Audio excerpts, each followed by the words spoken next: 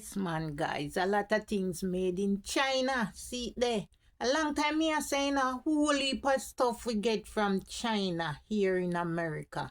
All different kind of pants them there, Look on them. Yeah, man. We get a lot of, and I keep saying it over and over.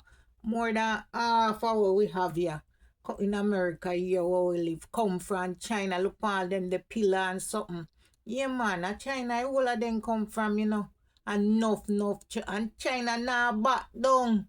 Yeah, man. Look at those bags and shoes and all that. China now back down. Look how much work. I mean, no, see, they have enough worker. And then now back down. China now back down. Yeah, one of them. Even mechanic shop. Look. Yeah, man. China now back down. Now back down. None tall. Yeah, man. I one of them things there. And the Jamaican, they don't like that either. And neither the American, they don't like that. No, man, China take over every single thing. It too much, China.